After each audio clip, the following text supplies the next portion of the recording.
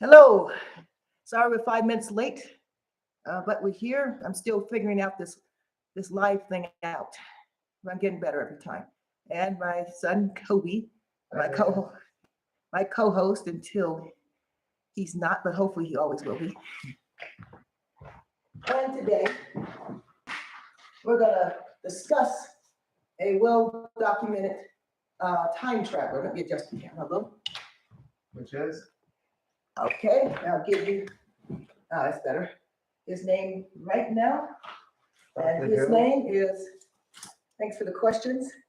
Here it is. Thank God for little tabs. Sergei Ponomarenko.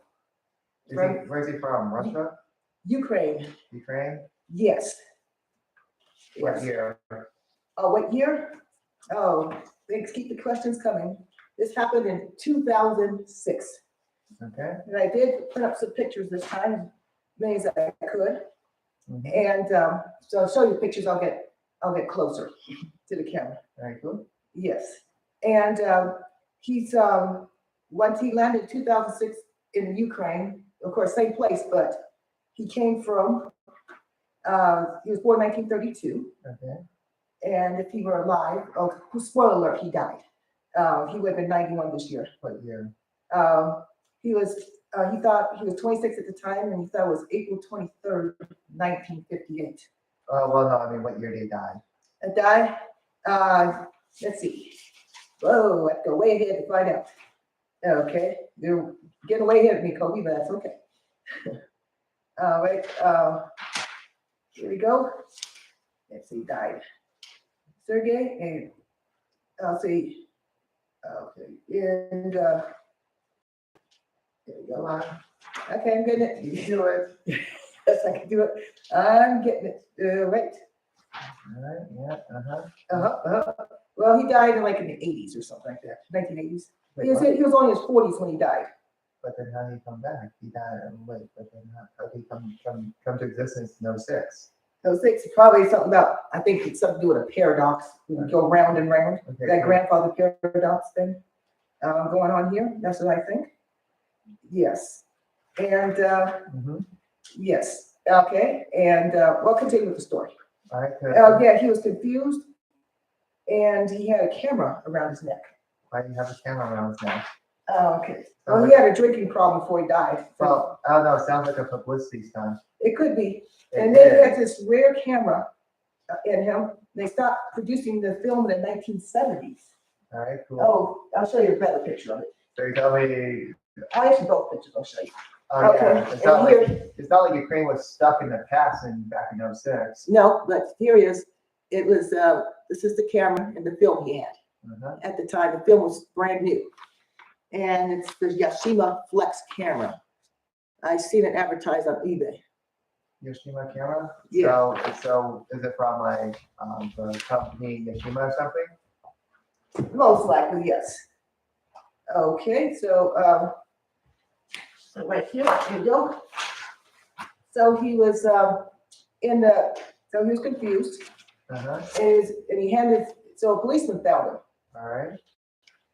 and he was right now the policeman is unnamed. It was a man, a policeman, an actual man who's a police.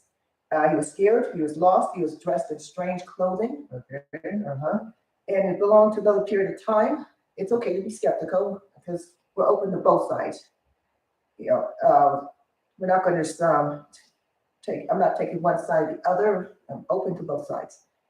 So it's good we have opposing views. Thank you, Kobe. And he had a camera, like I said. So he was documented as a time traveler. His name, once again, was Sergei Ponomarenko. I'll spell his name for you. Sergei and Ponomarenko. Sergei Ponomarenko. Yes. So he had his identification card to the police. And it was issued from another country that no longer exists, which is, wait for it. Yugoslavia? Ukraine, Soviet Socialist Republic? Yes. So Soviet Union. Well, yeah, but it was called the Ukrainian Soviet Socialist Republic. USSR. Yes. Well, no, that was the United Soviet Socialist Oh, Republic. sorry. Okay. He knows more about Russia and surrounding countries than I do. And then the details on the IDs, he was born 1932. Mhm. I couldn't find a month and day. And the picture matched his appearance. He thought it was April 23rd, 1958. Okay, I'll show you the picture that I have of the young, um, Sergei with his then girlfriend, Valentina Kulik. All right. I think she's still alive today. I can't confirm it, but that's my guess. I hope not. All right. Okay, To whom? everyone. They're- Okay. They're in Ukraine. All right, so is this video. Okay, must they block it there, which I don't. Wait. Okay, let's continue the story. Let's stay on track. I know it's hard for me too, but we got this. Okay, so mental hospital. He went to the mental hospital in the care of a doctor. I know he sounds Spanish, but he's also Ukrainian, Pablo Kutrikov. And he asked Sergei how he ended up in 2006. And Sergei gave the most bogus story known to man. Yes. And we'll be talking about the Earth after this. So next time you've been warned. Okay, well, can we talk about like L.W. Wright or something? No. Okay, so his future self, if still alive, I said, no, he's not. When I wrote this note to myself, I thought he was still alive, but I already know he's dead, but if he had lived, he'd be 91 this year. But it's been confirmed that he's no longer alive. And this is what he said, exact quote translated from Ukrainian to English. I don't know Ukrainian at all, or Russian. It was daytime, and I wanted to go for a walk in the city. I took my camera, but when I left my house, I saw a strange object that had a bell shape, and it was very strange, and it was flying in a strange way. It is difficult to explain what I was seeing. It might be better to look at the photos from my camera. So Dr. Pablo Kutrikov, that's spelled Kutrikov.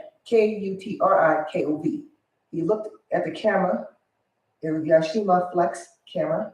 It contained film, like I said, it hasn't been manufactured since the 70s. It's a rare antique camera.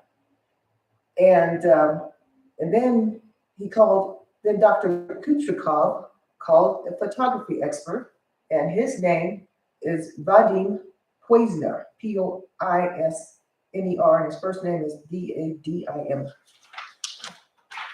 Okay, so Vadim Poizner, the photography expert, everyone's Ukrainian here, took the film from the camera, and the camera was manufactured in 1956, but despite Sergei's constant handling of the camera, it was in perfect mint condition. So the roll of film was developed, and the photos of Kiev from a long time ago, where he came from in 1958, were in there, brand new. And it also included pictures of buildings no longer in existence. So before he came until 2006, he just took those pictures not too long ago. Mm-hmm. So in front of the buildings, one of them, Sergei and his girlfriend, and if I remember her name correctly, Valentina Kulik, Kulik, they're enjoying a beautiful day, and he was wearing the exact same outfit he was back in 1958. And so the last picture he took was a UFO, and it was the shape of a bell. Oh, wow, I'm creative. Yeah. Well, he went to a lot of trouble to create this. So Dr. Kutrikov asked Sergei about the pictures.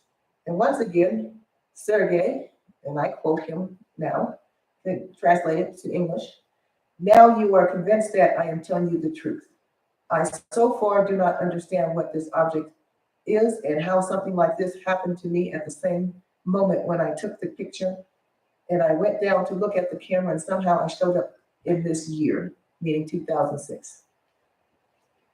Okay, so it's the hypothesis of Dr. Kutrikov is alien spacecraft, and it flown Sergei across the universe at the speed of light, and the speed of light is 186,000 miles per second, or 299,792 kilometers per second. and it brought Sergei back in a split second. Okay, so this is from the doctor, right?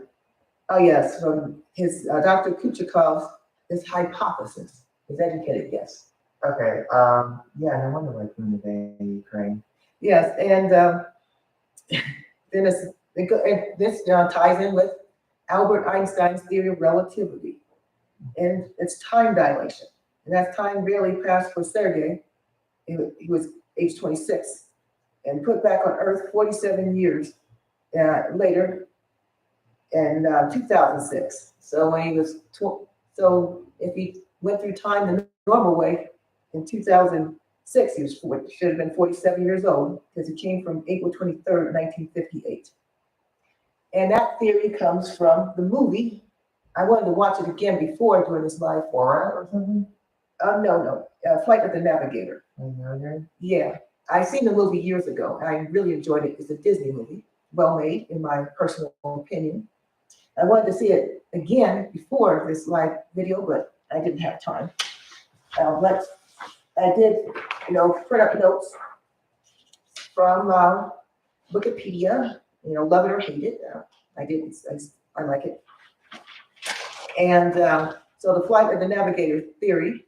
The best way to explain the theory is to explain the synopsis, the plot.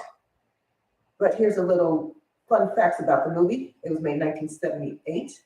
And it was a Disney movie, to use a curse word. Just a little unrelated trivia there. And it stars Joey Kramer, whose name is, who's played the boy David. And the plot is knocked out by accident in a forest near his home.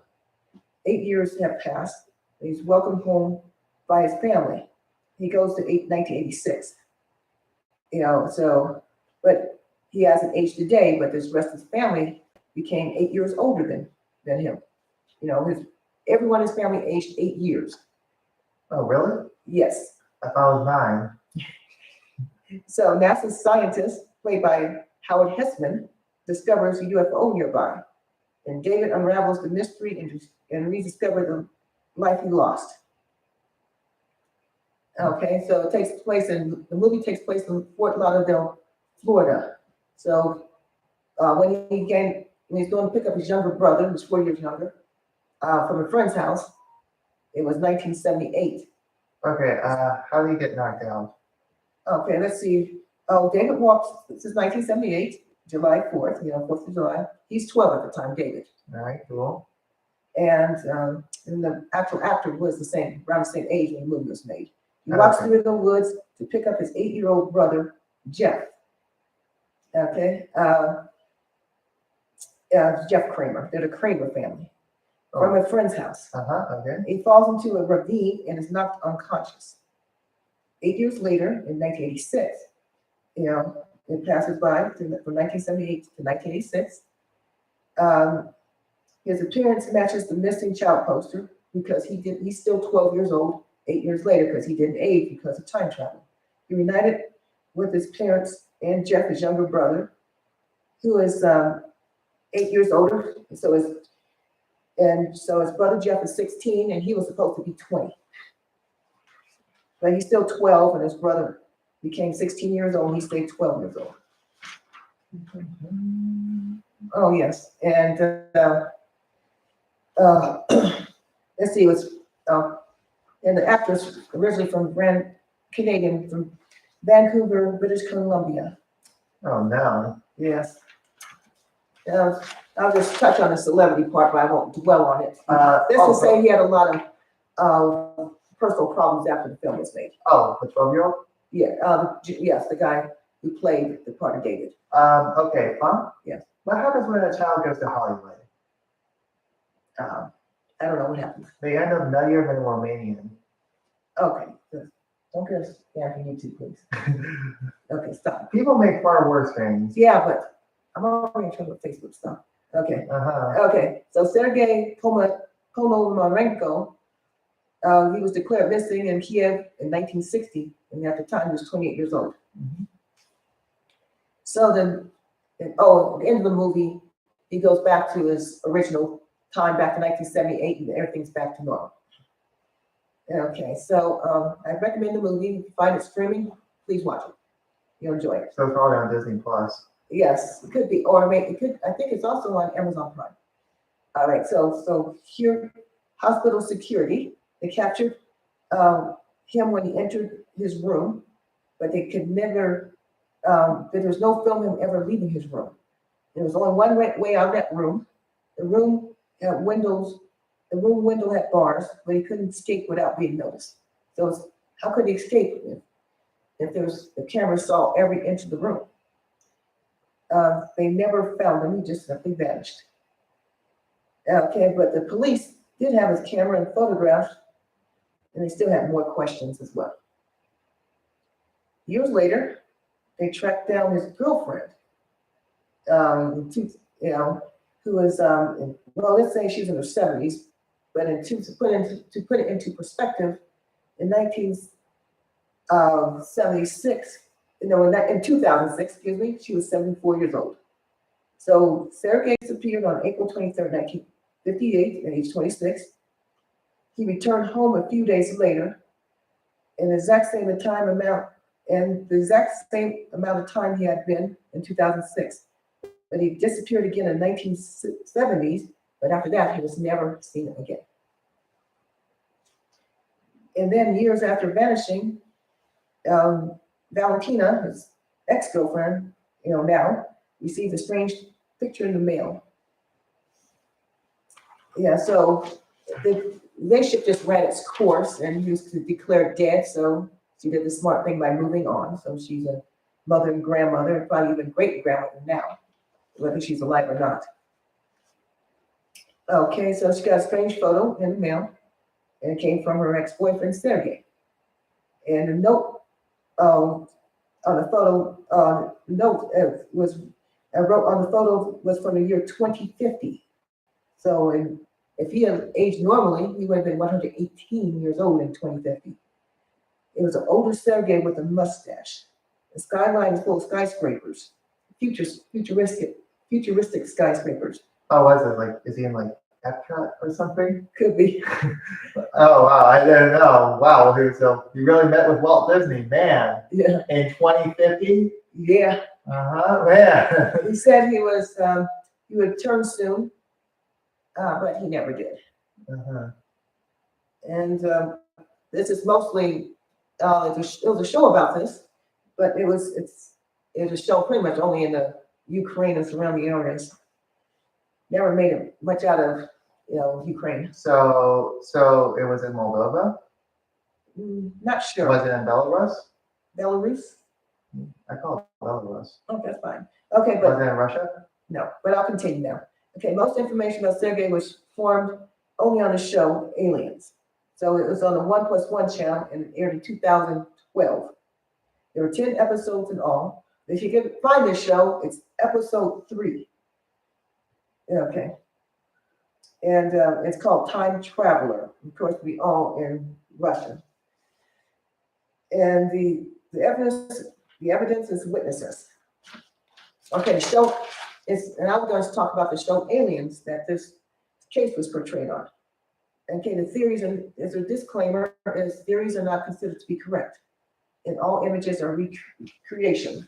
So I'm going to take a moment and time and pause. Okay, yes, you're saying, Cody? Well, that gives the show, that gives the story a lot of credibility. Yes, that's cold. Sarcasm. Okay, here he is. Yeah, so he looked like in his 40s. He should have been a 118-year-old man in this picture. Okay, so I kind of keep him away from my kids. Okay, and this is now ex-girlfriend Valentina Kulik. There she is. So I had to work hard just to find those pictures. How did you find those pictures? How do you procure them? Lots of time on the internet. Okay, and here's the ID. So I can have a bigger picture of him on this one. And of course, on Russian. Ukrainian. Oh, Ukrainian. It's Skrillex. Skrillex. My polyglot of a son. Okay, did he come from Mongolia? Okay, Did he come from Turkmenistan? okay, so I'll continue now. All right, and then, April 23rd, 2006. It was a Sunday.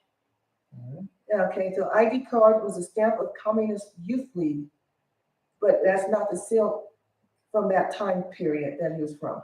Mhm. And a photo from 2050, the buildings are, it's theorized that the buildings were photoshopped and at the Empire State Building.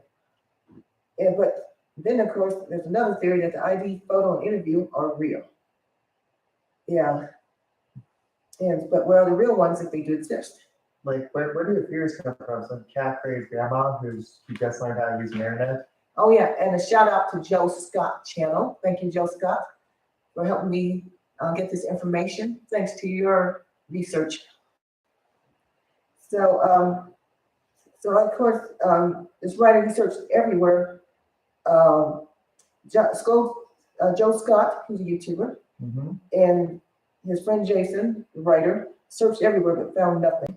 There are no other media reports, no actual police records, and no key figures in the case. And so so here are the people behind the scenes of the show who brought up this case. The scriptwriter is Konstantin. This is Kovrigin. That's Kovrigin. The director is Vladimir Rybus, Rybas. Vladimir Rybas and Konstantin Kovakin. Yes, and producer is Alexei, and it's Lyabak, Alexei Lyabak.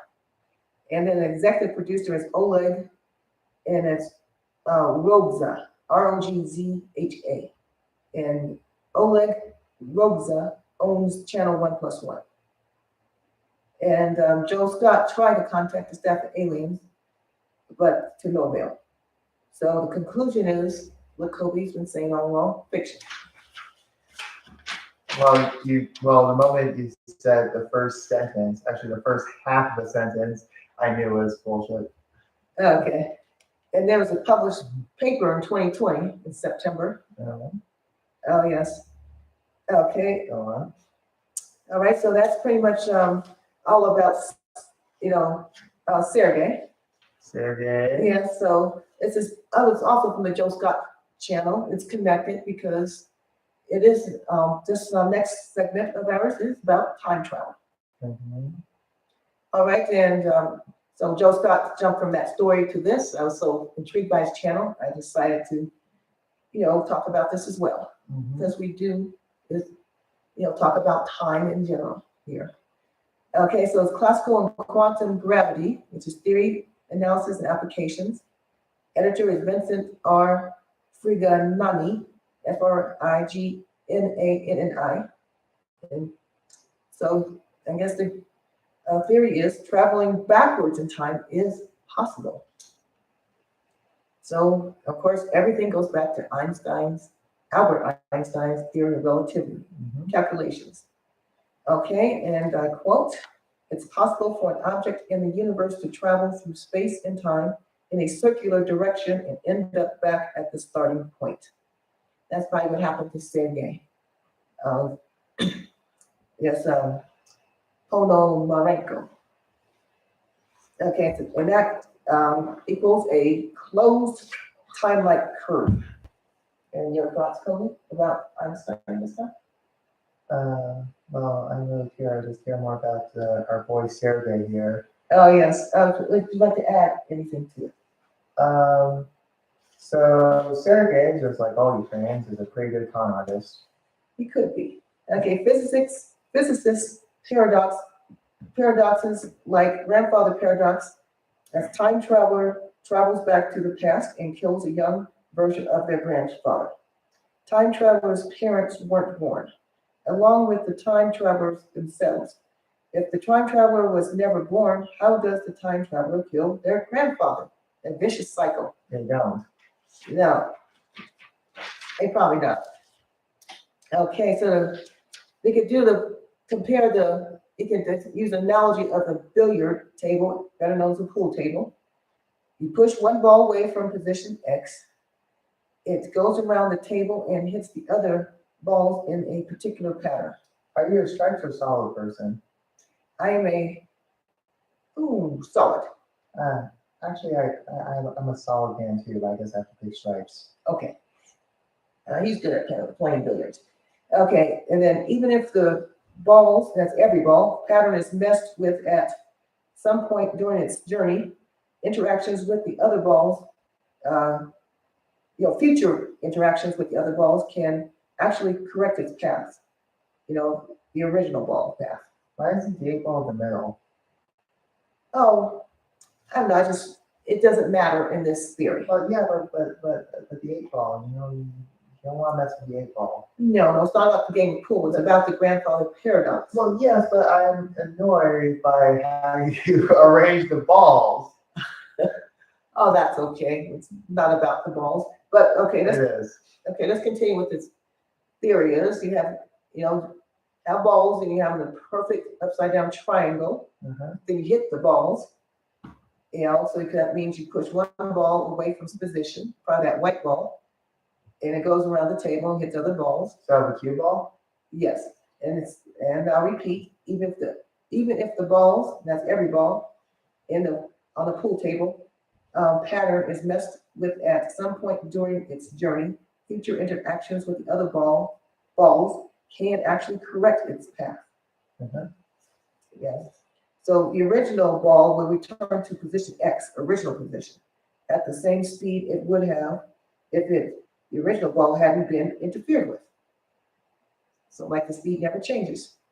Okay, and to make it even clearer, the original ball will return to its original position. Events are changed, but not the future. All right, so something will always interfere with you trying to kill your own grandfather.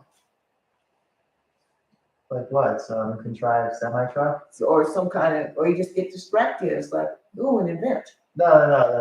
That's movie stuff. Okay, so you're saying like your grandfather's on a ship and you rowboat to gunship. Okay, and then a semi-truck comes out of nowhere and hits you. It could be. But where did the semi-truck come from?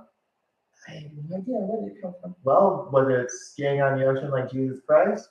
Did it fall down from the sky? Did it come up like a shark? I don't think so. Or maybe it's a whale. Could be. Oh, researcher Jermaine Tobar, Tobar, and his quote is, "No matter what you did, the salient events, which are important events, would just recalibrate. That means go back to its original position around you." So I'll say it again. I'll say that again. No matter what you did, the salient events would just recalibrate around you. Try as you might to create a new paradox, the events will always adjust themselves to avoid any inconsistency. A paradox is a future event, which means a future event is the cause of a past event. So it's almost like, to me, it feels like it's flipped. Okay, what causes recalibration? What holds this reality together?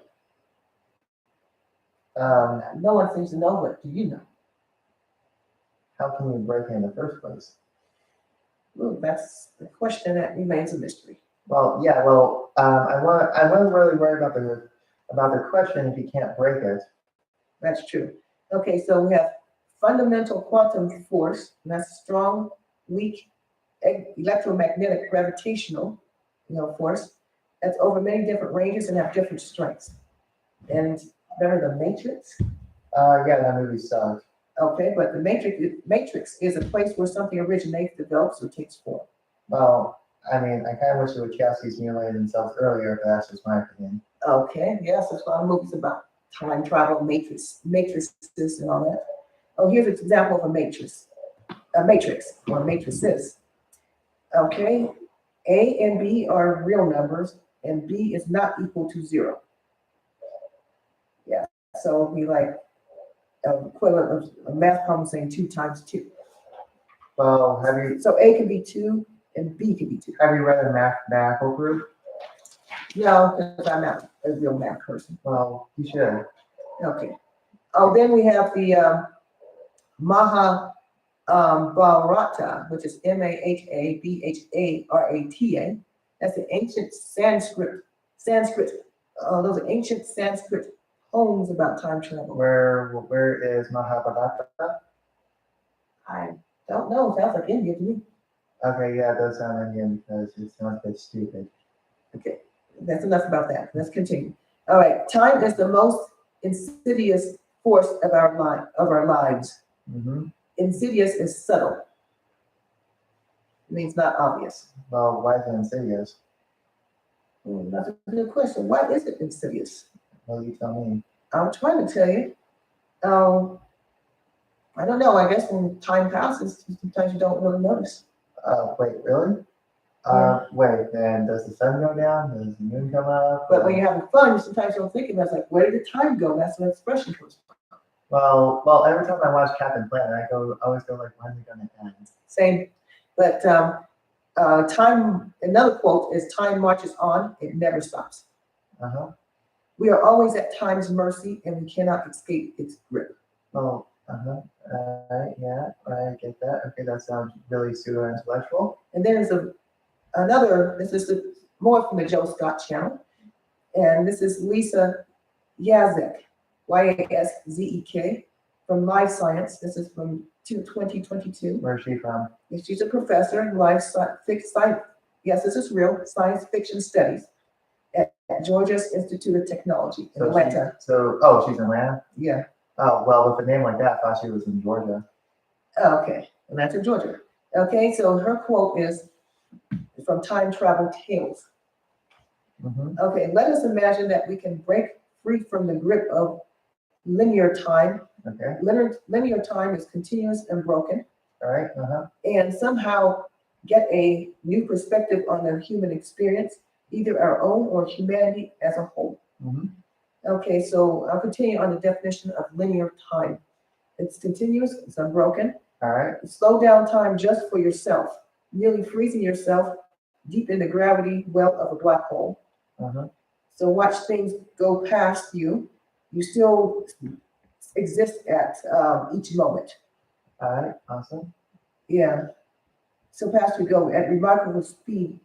Remarkable. It's speed, you're inside, Uh-huh. but outside everything's going really fast.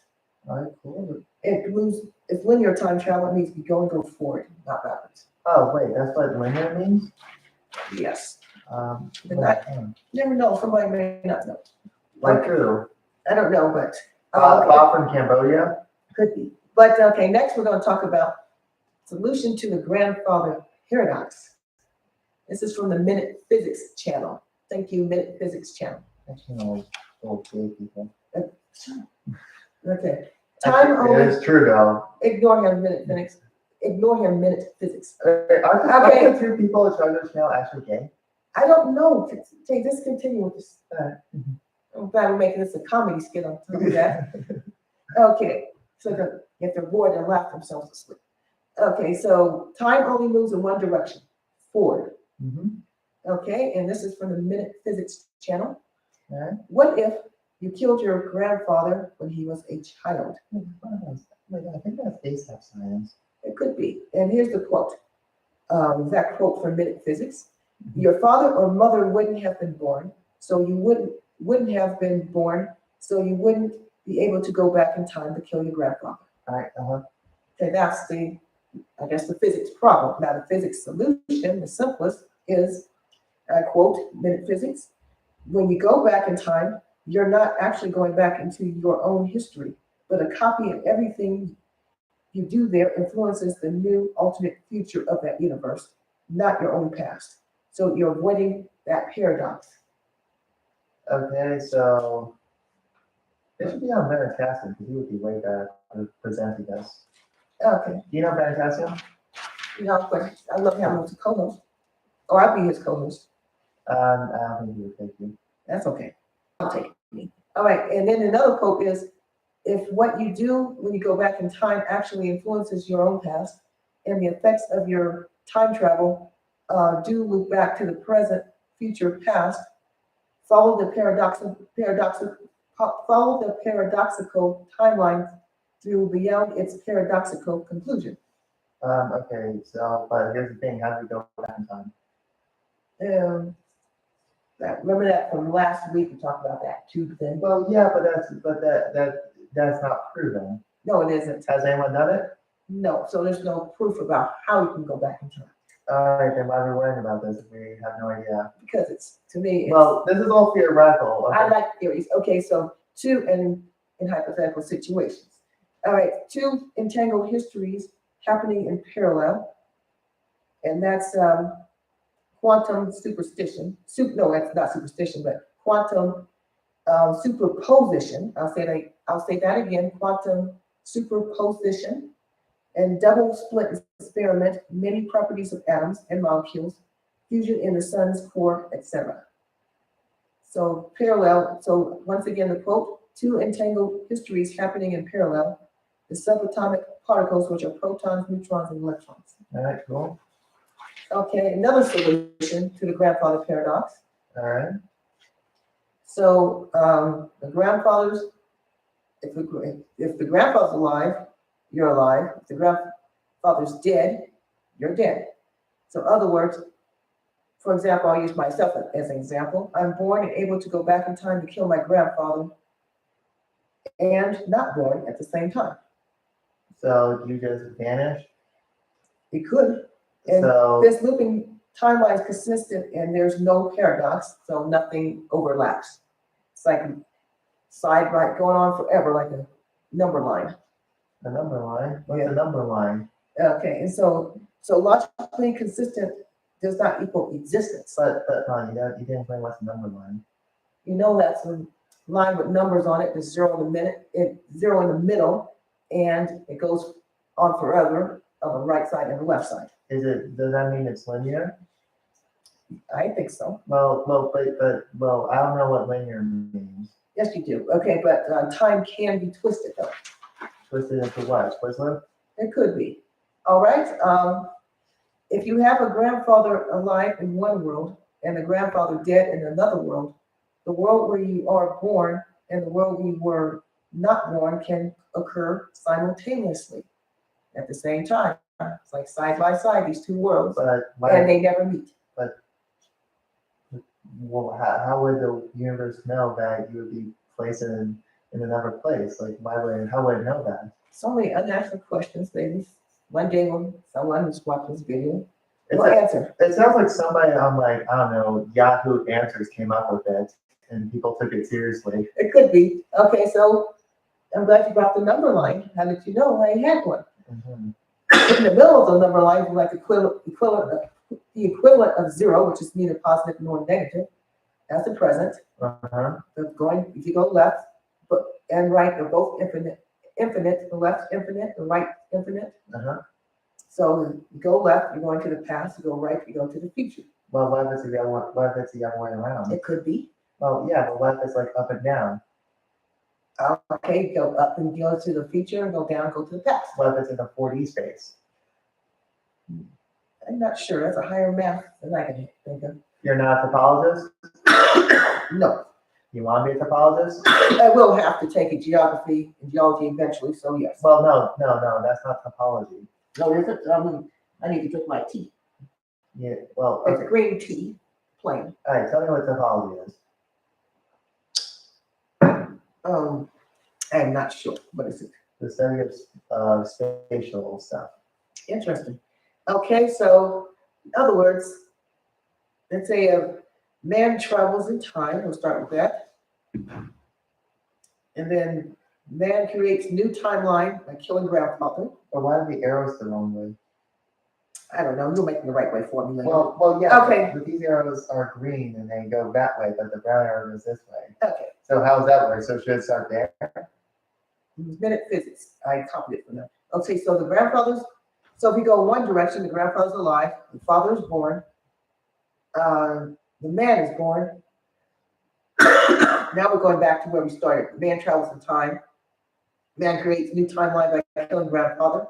Then go another direction. A grandfather dies. The grandfather's father never born. Man never born. The present. So the man born and the man never born are both the present, but in different, universes, different paradoxes. So this is just a glorified flow chart. Yes, and never visit the same world twice. So the solution is you never visit the same world twice. The parallel dimension that separates out in time and space with two different existing presents. Okay. And many worlds interpretations, like you reading a book and there's just many different endings to a story. So does that mean there's an alternative universe where Battlefield Earth is actually watchable? Not good, watchable. It could be. Yeah, for sure. Well, you remember Battlefield Earth. I remember. And we all remember how much of a masterpiece that was. Oh yeah, quite the masterpiece. Yeah, that's for sure. You got that right. Yeah, he did. We'll go back to Sergei now. Ponomarenko, he did die. It sounds like he had died drinking and driving or something. And If I remember, like he's Ukrainian. All right, that should tell you everything. yes, it could be. Yes, you're right about that. Mm-hmm. Yeah, I have some notes where he died, but I can't find them right now. But I just have to go by memory if I don't find them before in this live stream. But I remember saying he was getting arrested for drunk driving and In Ukraine, he was in his 40s when he died. thankfully. Yeah, there was a radio interview somewhere in Russian. Oh, in the 1960s, where yes, he talked about things that things in the future like microwave ovens and artificial hearts, something that was unheard of in the 1960s.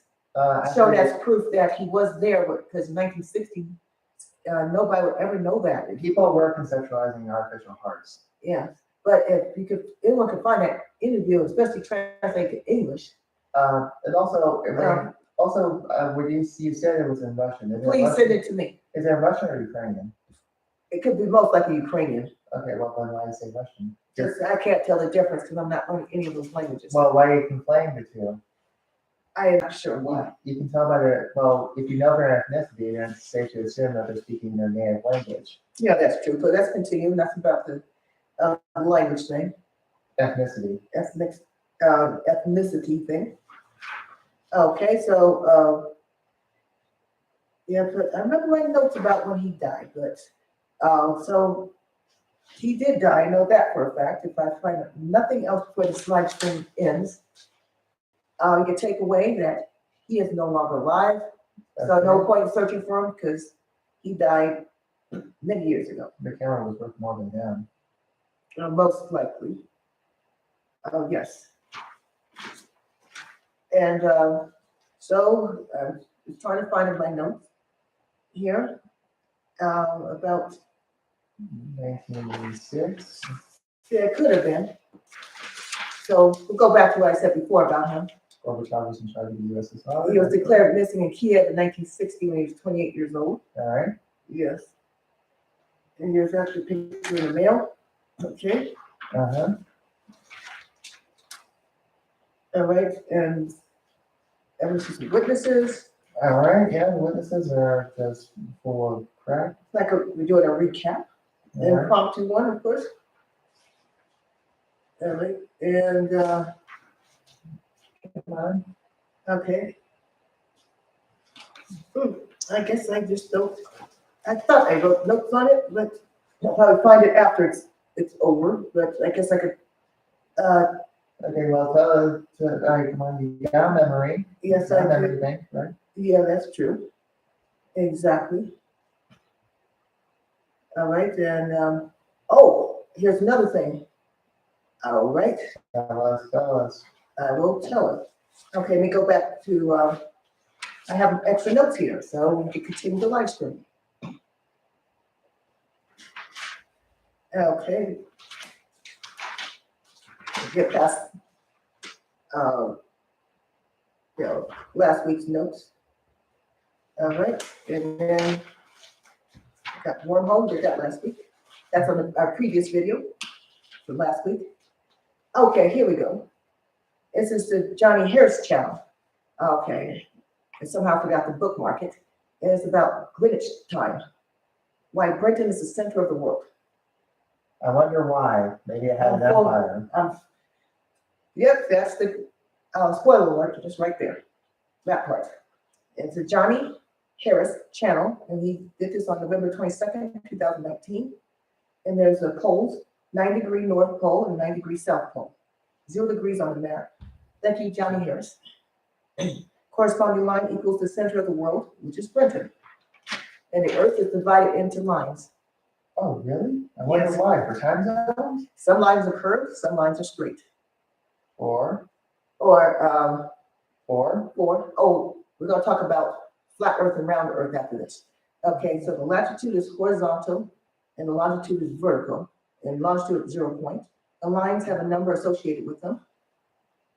The longitude is east, which is right. The numbers go up higher, like plus 30 degrees east. And so it goes from 0 degrees to 180 degrees east and left. The numbers go up 0 degrees to 80 degrees north. So they get higher. So they go by, either way, it goes by 30 degrees, increments, plus 30 degrees, plus 30 degrees, whether it's east or west. And the 0 degrees is from which all west and east things are measured. So the latitude is north, it's higher, and begins with 0 to 108 degrees north. That's North Pole. And that's, it says, minus, and then you go down, begin with 0 to 8 degrees south. That's south, and that's lower. And the poles make, get some excuse the sunlight. We have a sunroof here. Okay, the poles make for a natural top and bottom of the Earth. Halfway between the poles is the equator. And yes, we live not too far from the equator, because we're in Ecuador and the capital is Quito, where the equator is. 0 point and measure everything from the equator. In the longitude, that's arbitrary. That means it's open to interpretation. Interpretation is all relative. The center of the world can be anywhere. And grids are longitude plus latitude. So, which is very important for navigation. Many years ago, the navigator's home base, in other words, the home country, was the 0 point. Countries didn't work together, and there was lots of warfare. Countries had their own maps, using their country as the 0 point. Kings ordered maps to be made. So in the 1800s, the countries aligned and traded with each other, but the wars were still fought. So big industry, map making and star navigation, private businesses, they had a demand for good seafaring maps. So now we're going to get to the part of trains. So how travel by train came to be. So, time is the lifeblood of trains. So in other words, time is like on a clock is very important to trains. People traveled across the country. The trains ran on coal and had timetables and schedules. Every town had their own time. Base time was noon. That was a nightmare because noon was all over the place. Every place had their own noon time, their own 12 p.m. So President, wait for it, Chester Arthur, in the late 1800s, he invited 41 countries to come to DC, some modern European countries, and agree on where the 0 point should be, the center of the world, measure time and navigation. The majority vote with 0 point go through London, England. So like Kobe said earlier, instead of vote in Britain won. So Greenwich, spelled Greenwich, that's the home of the Royal Observatory, the British Empire. So prime meridian equals 0 point east and west. So only Santo Domingo, Dominican Republic said no at the time in the late 1800s. France got on board eventually. What did Haiti say? I'm not sure. I think that was just Santo Domingo was just all one country at the time. And then they divided the two countries, Haiti and Dominican Republic. No. Dominican Republic is the country. Oh, it is the country. You're conflating city and country, like how people conflate Dubai with UAE. That's true. Okay, so why is Britain the central point of the world? So in 1884, it was the largest and had the most, in 1884, it had the largest and most powerful navy. the most experienced with maps and oceanfaring. Oh, wait, really? Yes, I thought Greenwich was an air power. and then a natural choice, that's why. So in Greenwich, it's east and west, 0 point. Time is the Greenwich Mean Time. We see GMT. That means Greenwich Mean Time, MEAN. So no longer on the Royal Observatory because of better tools for measuring longitude and latitude. So when you do Greenwich time, it's affected by daylight saving time, DST. So you go west, it's -1 hour, -2 hours, -3 hours, etc. So you start from the Greenwich Mean Time, which is 0. So if you go east, and Greenwich Mean Time is add 1 hour, add 2 hours, add 3 hours, etc. You go forward from the 0, which is Greenwich Mean Time. Okay, wow, very hard. So 12 steps either way from the Greenwich Mean Time, east or west, is the, wait for it, International Dateline, IDL. That's where the new day begins. So let's give you an example. If it's Thursday, 4 a.m. on April 27th, we'll say it's 2023. On the other side, it'd be 4 a.m. Friday, April 28th. So if you cross this line, you're 12 hours in front of the Greenwich. And one country that's near there, or around on it, if not in there, definitely very close, is Fiji. Yeah, so that's great. So,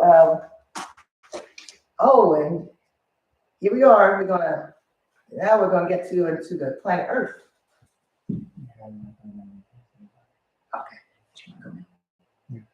Okay, Kobe's gonna go now. He doesn't want to talk about this. I don't blame him.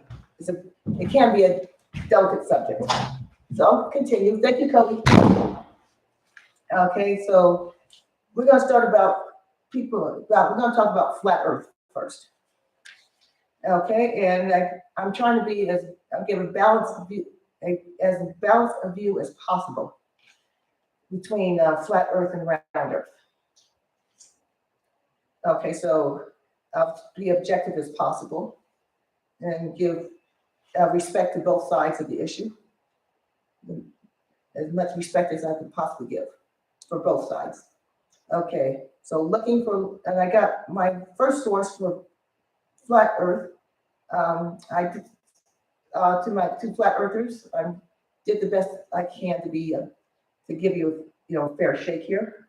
So I went to the New Yorker, and I just pulled things from the article, that support flat Earth. So that way, both sides of the issue are fair and balanced.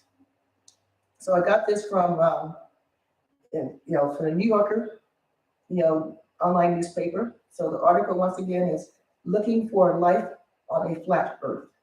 And this article was published on May 30th, 2018. And it was written by Alan Burdick, Burdick. So we're going to start with Mike Hughes. Okay, Mike Hughes, he's from Apple Valley, California. He is now 67 years old. And in 2002, he was 46 years old. And he set a Guinness World Record for the world's longest ramp jump. I'm just going to correct something in my notes here.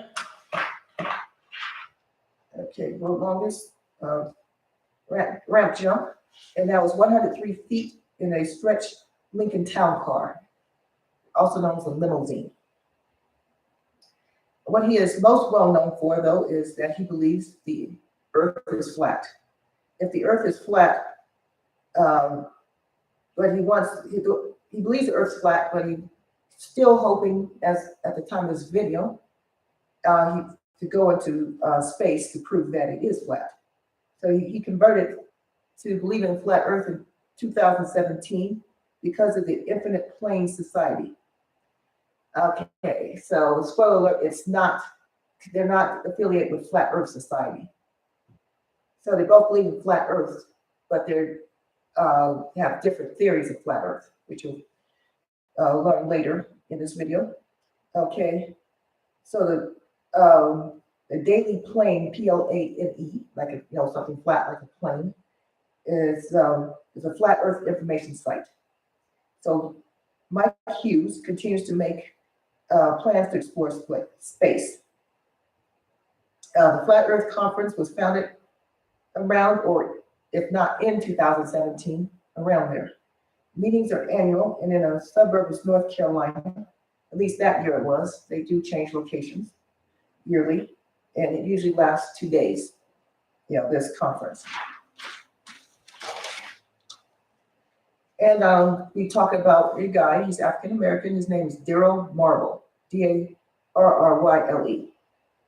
And he's known as the spirit level guy because he used the spirit level, like you get at a hardware store, to measure how flat something is. So remember his name. So here's some flat earth experiments. You go to a large body of water, you hold a ruler up to the horizon horizontally, this way, horizon. The horizon should be flat. There should be no curve in the surface of the water. If the earth was a sphere, an airplane flying above it would need to constantly adjust to its downward. Let me say that again. If the earth was a sphere, an airplane flying above it would need to constantly adjust its nose downward like this and avoid flying into space. So if the spirit level, you divide in a hardware store, and it's a capsule of liquid and an air bubble in the middle. So the spirit level, you use spirit level on the tray table. So you take the spirit level, you're on an airplane. Okay, let's pretend you're on an airplane. You're sitting in your seat. You put the tray down in the seat that you're sitting in on the airplane. And you use this spirit level and put it on the tray, real flat. I'm sorry, I don't have a spirit level. I'm now considering getting one. And if everything is level, the earth must be level and flat. So in other words, if you on a plane, the plane's flying, and you put the spirit level on the tray in front of you, in your seat on the plane, it should be completely flat. Okay, so, and there's a book that was written in 1865, and it's called Zetetic Astronomy. And it's called Zetetic Astronomy, Earth, Not a Globe. It was published in 1865 and it was written by an Englishman named Samuel Rowbotham. And his pseudonym, his nickname is, or I guess you could say his alias is Parallax, Parallax. He visualized a disk with the North Pole at the center. In Antarctica has a wall of ice around the perimeter. And now we're going to talk about the sun, moon, and stars. Less than 1,000 miles away, and it's much smaller than the Earth. So this is zetetic reasoning. It comes from the Greek language zeteo, which is seek or inquire. So the Earth must be flat because there is no proof that the Earth is round. So if the Earth isn't, you can't prove the Earth is round, so you have no, the Earth, it has to be flat. So another experiment is a drainage canal. So this experiment was done by the author, Samuel Rowbotham, in east of England. And in the canal ran, they say arrow straight for 6 miles, completely straight. And he saw a boat on the other end of the canal, 6 miles away. The boat should not have been visible if the Earth is curved. So Earth's curvature drops 8 inches for every distance a mile squared.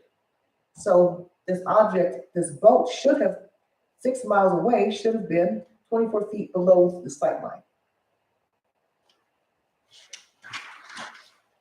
So in 1884, this is when Samuel Rowbotham died. So his followers formed the Universal Zetetic Society. And their magazine was the Earth, Not a Globe Review. So it denounced astronomy to school children. So school children were discouraged from learning astronomy, ridiculed evolution, and the possibility of flat plane like a disc. This group was based at the time in Zion, Z-I-O-N, Illinois, which is north of Chicago, until the 1940s. There was strict religious code. They had a strict religious code and embraced the flat Earth doctrine. So it was revived under different names over the years, like in 1956, 1972, and 2004. I couldn't find those names. But the core or the mantra of the group remains unchanged. But the only change is they include space travel. It's not, like I said before, affiliated with the Flat Earth Society. Okay, so the Flat Earth Society believes that the Earth is a stationary plane, plane, with the sun, moon, and stars inside a dome. They also believe there's water above and water below. And some flat earthers believe it's a disc, like shaped like a disc flying through space. Picture a frisbee. Okay, so there's another guy who believes in flat Earth. His name is Eric Dubay, D-U-B-A-Y, who's a yoga instructor. Unfortunately, I have to inject my personal opinion in this one. He denies the Holocaust. Here's my disclaimer. I believe the Holocaust exists. I just want to make that clear. Because I have Jewish friends and I believe everything they say about the Holocaust. Okay, if the Earth is spinning at 1,000 miles per hour on its axis, why isn't there a powerful wind blowing exclusively from one direction? So to prove this, the Earth is flat, you can fly a kite. It's proof that the Earth is not spinning at 1,000 miles per hour. So the Earth is not moving. So some flat earthers believe the Earth is moving. Some flat earthers believe the Earth is not moving. So there's no direct flights. And some flat earthers also believe there is no space because you can't break that dome. And above that dome is just water above, and below it is water below. But one question about flat Earth I couldn't find an answer to. If anyone has an answer, please contact me. What is underneath the flat Earth? Okay, so no direct flights, and also about air travel. Why are there no direct flights across Antarctica from Chile to New Zealand? And they also believe that round Earth, those pictures and videos are photoshopped. And now we'll continue on to gravity. Okay, so gravity is believed to be a theory. A theory or a set of ideas intended to explain something. So once again, a theory is a set of ideas intended to explain something. So the theory of gravity is the objects just like this simply fall, not caused by gravity, just fall somehow. Facts are not true just because they're facts. A Geran, Jeran, Campanella, Campanella, is a YouTuber who said that. And back to what's his name again? I'll find it. Daryl, D-A-R-R-Y-L-E, Marble, is the one that talked about the experiment using the spirit level. He gets credit for that experiment. And he does have a YouTube channel and lots of followers, if you like to follow him. All right, so, and most of flat earthers are white. I'm just saying what is, that's the demographics. Majority are white. And most American, I'm sure. Okay, and the rest are everyone else, including African American. Very few African Americans believe in flat earth. All right, so in other words, Mike Hughes, went back to him, says science is not an excuse to be stupid. So, as you already guessed, he does not believe in science. And he believes that scientific methods are only formulas, not actual science. Okay, now we're going to talk about, okay, that's all I have about flat earth for now. Now we're going to talk about round earth. And I got this from space.com, the website. And the article is How to Debate a Flat Earther. This was, got to write down the date, but luckily I remember this article was written last year in 2022 by Paul M. Sutter, Sutter. He is an astrophysicist. Many experiments prove that the Earth is round. Okay, well, let's discuss the horizon now. Right now, once again, we're talking about this time we're discussing round Earth. That's why I make that clear. Now we're on round Earth. Okay, the horizon, objects. Okay, so you use objects by proving there's a horizon. You get further away. As you get further away, objects look smaller and smaller and slowly disappear. The bottoms of these objects become hidden, and then the tops become hidden. So the tops of mountains are visible before the bases. And now we're going to talk about the curvature of the Earth. It's most apparent if you go to high altitudes. So in other words, Captain Albert Stevens, that's from the U.S. Army Air Corps, he did this in December in the 1930s. He took a photograph.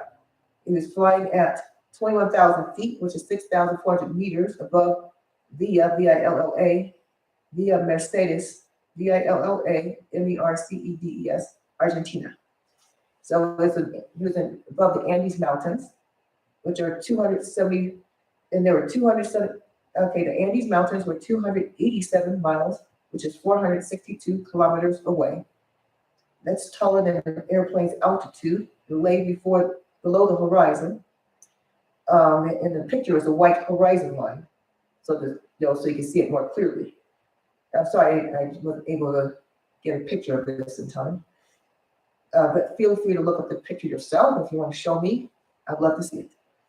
The image encompasses only 1/360th of the Earth's circumference. Because the circumference is 360 degrees. So in November 1935, okay, Captain Albert Stevens and Captain Orville, Orville Anderson, took a photo from a balloon that lifted off from Rapid City, South Dakota, and soared to a complete maximum of 72,395 feet, which is 22,066 meters.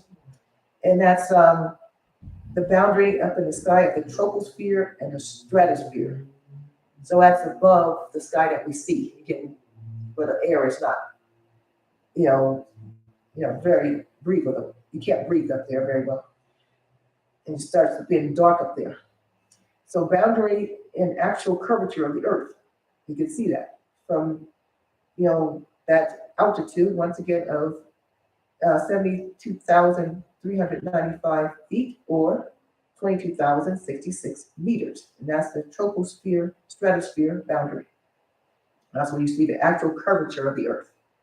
Different stars are visible from different parts of the Earth, too. That's another proof that the Earth is round. Not just a flat circle round, but a sphere shape, like a ball, with details, 3 dimensions. Dimension between the northern and southern between the northern and southern hemisphere. So Polaris, that's the North Star, is directly above the Earth's geographic pole, easily, in northern latitude. So it's easily directly above the Earth's geographic pole in the northern latitudes. So we're going to get down to where I live near now for almost 10 years in Ecuador, which is equator in Spanish. So Ecuador is Spanish for equator. So in English, I'm in the country of Ecuador, Ecuador. Okay, so Ecuador is in South America, and there's Peru to the north and Colombia to the south. And there's 13 countries in South America. Some say French Guiana is not part of South America. Some people say 12 countries. But we're on the Pacific Ocean, the west side. So we're not landlocked. At least on 3 sides we're not. So we have access to the Pacific Ocean. And only Ecuador and Chile does not border Brazil. So Ecuador and Brazil do not share borders. So but I'm not near the ocean. I'm near Cuenca. Okay, so Polaris, the North Star, if you're near the equator like me, if you want to be really close to the equator, if you really want to go, if you really want to be close to the equator, go to Quito, the capital.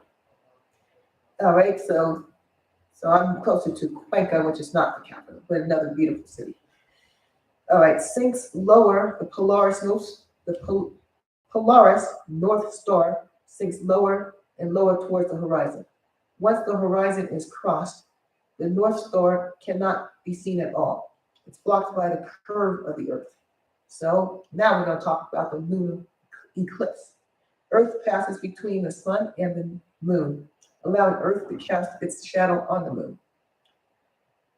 Shadows are always circles, because only circles cast, okay, in other words, only circles cast circular shadows. So the lunar eclipse is proof that the Earth is round.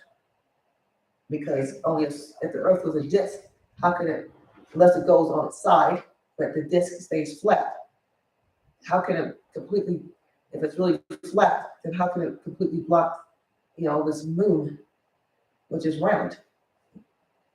It's still, because the only way to block it is the exact same shape as the moon, which is round. So, and another form of proof is, are photos of the Earth taken by satellites. So curved Earth aligns perfectly with physics, the subject of physics. All forms of physics, agree with round Earth. So all planets are round. That's proof of gravity. So the GPS, the Global Positioning System, has accurate positions and calculate trajectories. I'll say that again. The GPS, the Global Positioning System, accurate positions and calculate trajectories. Same force will form material the size of the Earth into a ball. So all this gravity and the accurate positions and calculations of trajectories help form a material that makes the Earth into a ball shape. Without gravity, that would not happen. So I guess according to this article, the best way to discuss this with flat earthers is to build their trust. Develop trust. Do your best to convince them to trust you, the flat earthers. I guess it could be a two-way street. The flat earthers can convince the round earthers to trust them. So hopefully the flat earthers and round earthers can create a dialogue, a peaceful dialogue.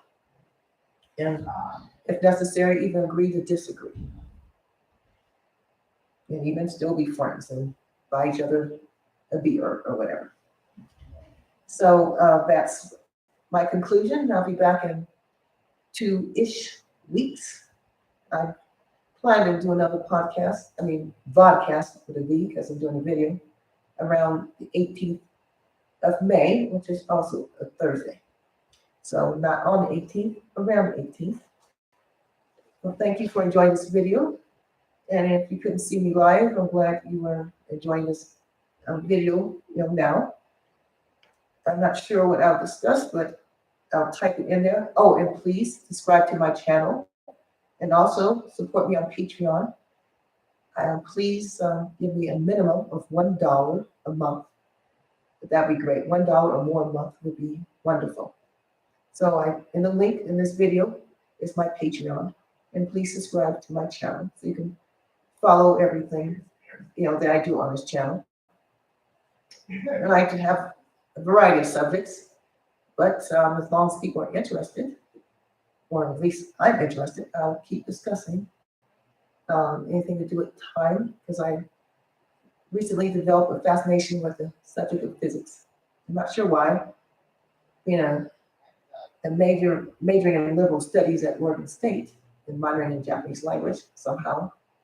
I became interested in physics and time travel and everything like that.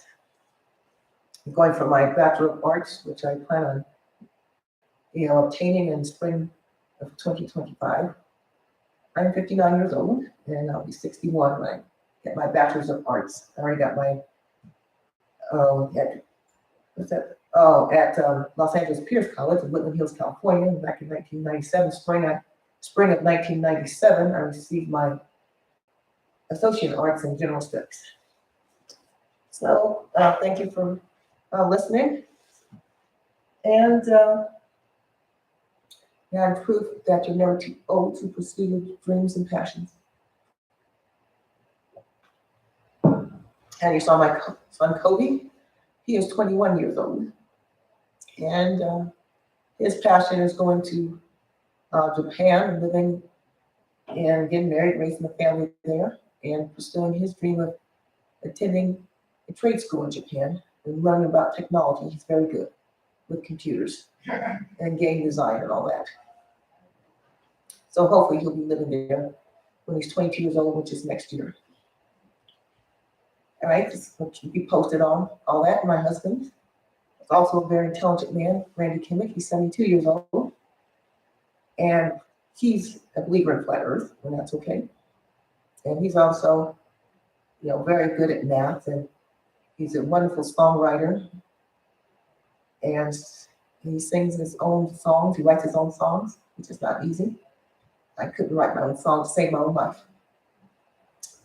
But he didn't want to be in the video, but hopefully he will be join me, one of these days and have a, nice, respectful dialogue as well. Hopefully more respectful than my son does. But it was still nice having him too. Okay, thank you, everyone. And 2 weeks or so, we'll be back again, hopefully with Cody, maybe even with Randy, or if anyone wants to co-host with me, either virtually or in person, please get in touch with me. Thank you very much. Have a great day, everyone.